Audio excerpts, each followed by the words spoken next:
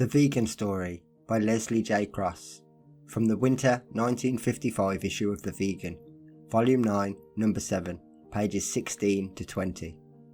A talk given to the Hastings and St Leonard's branch of Sussex Vegetarian Society, July 1955. The first thing I would like to do is draw your attention to the title of this talk, The Vegan Story. I have called it that because I wanted to underline the matter in which I am going to try to approach the subject. What I am hoping to do is just what the title suggests, to tell a story, the story of what veganism is, what it sets out to do, and why it sets out to do what it does. In the course of the story, I shall put before you certain facts and certain considerations, but I shall not, at least, not consciously, try either to convert anyone or conduct any propaganda. Just in case there may be some of you who feel that this is perhaps a somewhat spiritless approach, I would like to explain that to my way of thinking it is the right approach. For while I regard the spread of information, the free flow of information, as being vital to the growth of new ideas, I do not regard it as any part of my duty to try and be consciously persuasive. I think you will probably agree with me that a man should settle upon his way of life as the result of inward conviction and not as the result of outward persuasive pressure. With that preamble, let us begin the vegan story. And in doing so, we must put first things first, that is, we must know what we are talking about. Fortunately, the word veganism has a precise and simple meaning. It means the doctrine that man should live without exploiting animals.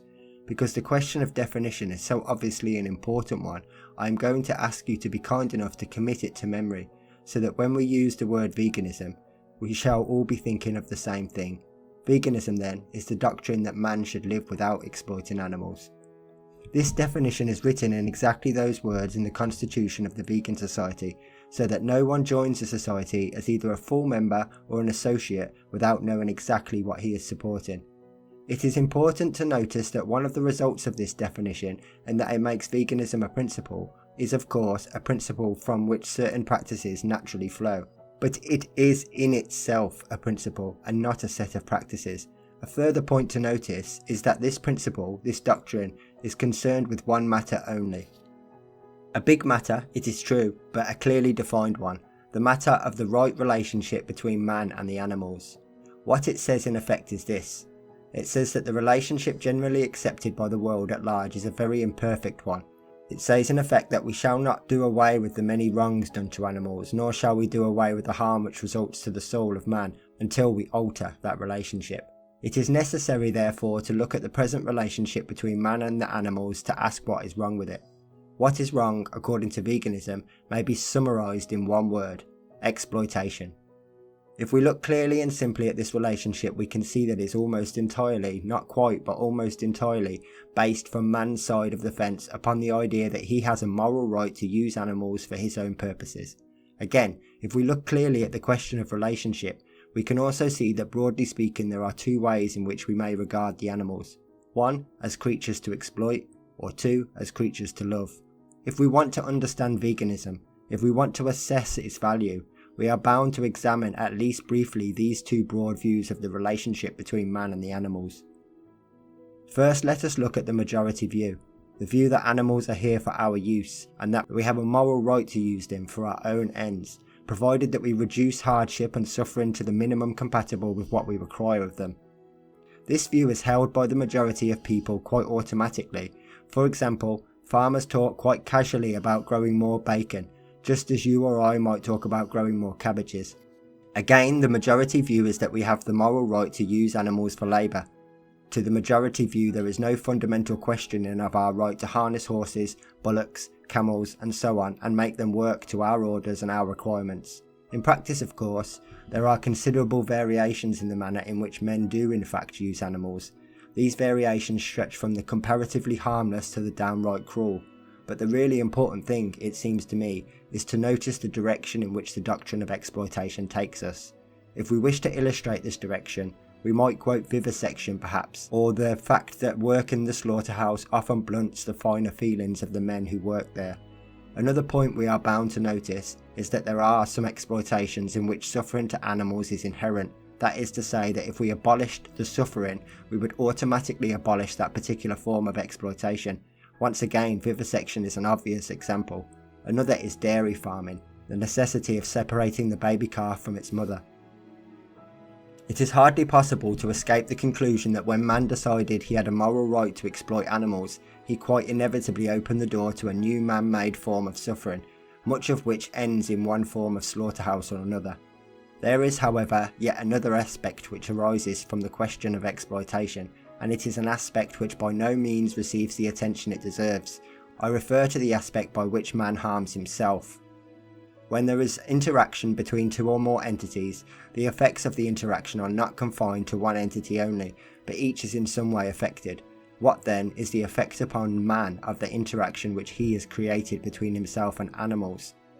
The effect upon man cannot differ as to its essential nature from the nature of the interaction itself. That is perhaps a rather complicated way of saying something which was said much more simply long ago. As we sow, we reap. What do we sow? What do we do to the animals?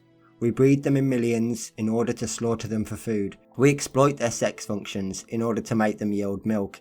We then take the baby calf from its mother so that we and not it may have the milk. Often we then kill the baby calf and we eat it as a veal. Sometimes its mother is worn out as a result of one unnatural pregnancy after another. We kill her too and we eat her as beef. We hunt animals for fun, we vivisect them, we castrate and harness them. What kind of relationship can it be whose symbols include the whip and the bit and the harness and the slaughterer's knife? If these are the things we sow, then these too are the things we reap. The form in which our harvest comes to us outwardly may be seen in some of our diseases, in much of our imperfect health, and possibly also in some of the violence between man and man. But the form in which our harvest comes to us inwardly can be nothing less than a restraint upon our own spiritual evolution. For just as a balloon is prevented from rising so long as it is pinned to the earth by its cable or weight of its ballast, so also is the soul of man held down by the chains and the ballast which constitute the demands of our own lower nature. This aspect of the relationship between man and the animals is one which requires more thought perhaps than some of the more obvious aspects, but I believe it is one of the most serious of all the varying results of living according to the doctrine of exploitation. We tend to forget, for example, that one of the most stringent tests of the character of a man, and hence of his ability to rise higher, is how he behaves towards those over whom he possesses power. When he meets the world of animals, he comes up against this test in the most acid form, for it will not be denied that animals cannot successfully resist his will. Instead of living toward them with love and understanding, which one would expect from a compassionate heart and an enlightened mind, he lives towards them as an overlord, in many instances as a parasite, and often he is the cause of the considerable suffering to them. All of this arises because he begins by assuming the moral right of exploitation. There lies the crux of the whole matter, and there too lies the only place at which we may, if we will, effect a reconciliation. Until we do effect such a reconciliation, we shall go on reaping what we sow, until we learn that the fruit of human happiness cannot grow upon the tree of exploitation. So long will the pain and suffering which we afflict upon our lesser brethren return like boomerangs upon our own hands. So much for the first and majority view, the view that we have the right to use animals for our own ends. The second view, as I earlier remarked, is to regard the animals as creatures to love. Now it seems to me to be self-evident that when we love, we do not exploit. In the moment of love, there can be no thought of exploiting that which we love. It also seems to me self-evident that love is free. No one can force love. No one can bind it with restrictive covenants. Love and freedom go hand in hand.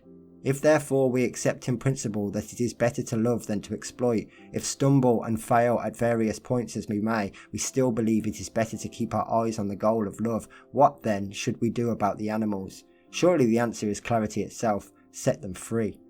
And that is precisely what veganism wants to do. It wants to set the animals free. Free from exploitation by man, just as in the last century Lincoln, Wilberforce and the other pioneers sought to set free the human slaves.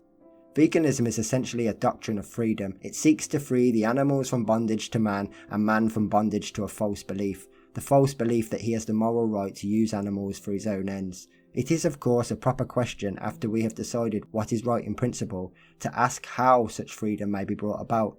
Clearly the changeover from the practices which arise from exploitation to those which arise from love would be an enormous undertaking. One has only to think for a moment of the immense ramifications of animal exploitation, and it becomes evident at once that the changeover can come only in stages. We must take the most urgent steps first, and the others gradually as we come to them in order of urgency. One of the first steps is to develop alternatives to those products of animal origin which most men believe to be necessary to their well-being. That is why at the present time the emphasis in the vegan movement is upon food and commodities. Here is where we may see the relationship between the vegan and the vegetarian. For the vegan diet is one which does not rest in any way upon exploiting animals. In other words, it is vegetarian in the strictest possible sense, excluding eggs and dairy produce as well as flesh.